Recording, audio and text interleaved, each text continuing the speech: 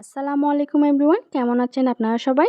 আজকে আমি আপনাদেরকে তৈরি করে দেখাবো রসালো খাজা বা গজা। ঘরে থাকা অল্প কিছু উপকরণ দিয়ে আপনারা এই খাজাটি তৈরি করে নিতে পারবেন। প্রথমেই আমি একটা মিক্সিং বোলের মধ্যে নিয়ে নিচ্ছি 1 কাপ ময়দা, লবণ দিয়ে দিচ্ছি স্বাদ মতো। এরপর ময়দা আর লবণটাকে আমি ভালোভাবে মিশিয়ে নিব। এখন এর মধ্যে আমি দিয়ে দিচ্ছি 2 টেবিল চামচ তেল। আবারও আমি সব কিছুকে খুব ভালোভাবে মিশিয়ে নিব। এই কাজটা একটু সময় নিয়ে করতে হবে যেন তেলটা ময়দার গায়ে ভালোভাবে মিশতে পারে। তেল ময়দা একসঙ্গে ভালোভাবে মিশেছে কিনা সেটা একটু চেক করে নিচ্ছি। এভাবে কিছুটা ময়দা হাতে মুঠবন্দি করলে এইরকম শক্ত হয়ে যায়। আবার একটু চাপ দিলে যদি ভেঙে যায় তাহলে বুঝতে হবে তেল ময়দা খুব ভালোভাবে মিশেছে। এখন আমি এখানে নর্মাল টেম্পারেচারে পানি দিব। পানিটা একবারে না দিয়ে অল্প অল্প করে দিবেন, এতে করে ডোটা পারফেক্ট ভাবে হবে। নর্মালি আমরা রুটি পরোটা তৈরি করার সময় যেভাবে ডোটা তৈরি করি, এই ডোটাও কিন্তু ঠিক সেভাবে তৈরি করতে হবে। এই ডোটা তৈরি করা হয়ে গিয়েছে।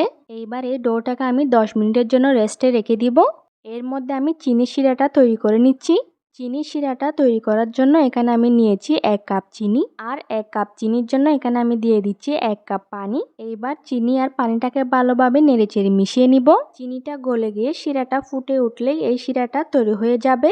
এই শিরাটাকে জাল করে ঘন করার কোনো প্রয়োজন নেই। 1 কাপ চিনি আর 1 কাপ পানি দিয়ে এই শিরাটা পারফেক্টভাবে তৈরি হয়ে যাবে।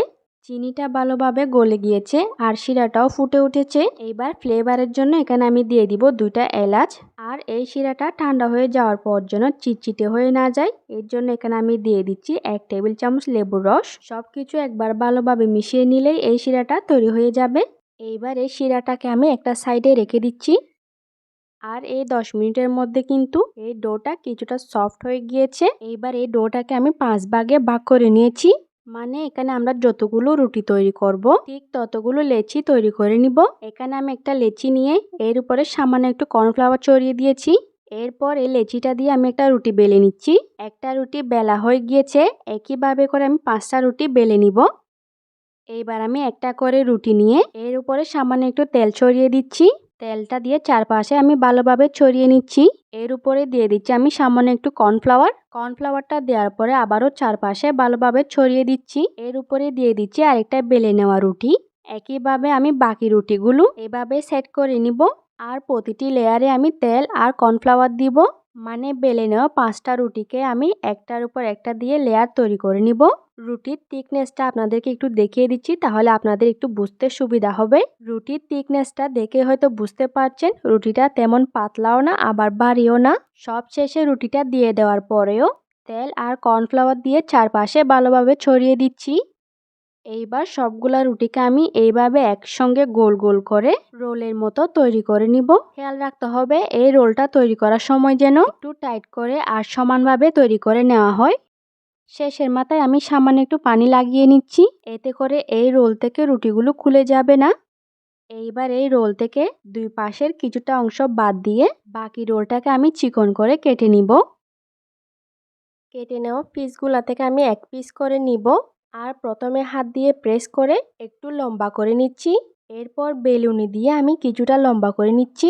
আর খাজা বা গজা দেখতে কিছুটা লম্বাই হয়। আপনাদেরকে একটু দেখিয়ে দিচ্ছি, এটা দেখতে ঠিক এমনটাই হবে।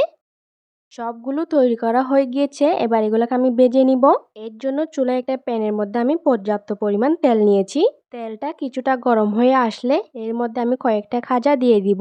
অতিরিক্ত গরম তেলের মধ্যে কিন্তু এগুলো দেওয়া যাবে না, তাহলে কিন্তু উপর থেকে কালার চলে আসবে, ভিতর থেকে কাঁচা রয়ে যাবে, সিদ্ধ হবে না।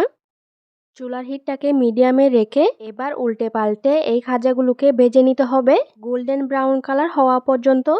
একটা সাইডে খুব সুন্দর একটা কালার চলে আসছে। এবার আমি অন্য সাইডটা উল্টে দিচ্ছি।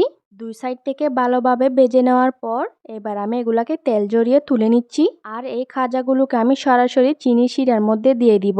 শিরাটা যদি ঠান্ডা হয়ে যায় তাহলে আবারও একটু গরম করে নিতে হবে। চিনি শিরাটা যদি গরম না হয় তাহলে এই খাজার মধ্যে ভালোভাবে ঢুকতে চাইবে না। দুই সাইড থেকে উল্টে পাল্টে কয়েক সেকেন্ডের জন্য আমি এই শিরার মধ্যে খাজাটাকে রেখে এরপর তুলে নিব। আর এই তো তৈরি হয়ে গেল খুবই মজাদার রসালো খাজা। আশা করছি আজকের এই ভিডিওটি আপনাদের কাছে খুবই ভালো লেগেছে। তাহলে আজ এই পর্যন্তই। আপনারা সবাই ভালো থাকবেন, সুস্থ থাকবেন। আসসালামু আলাইকুম।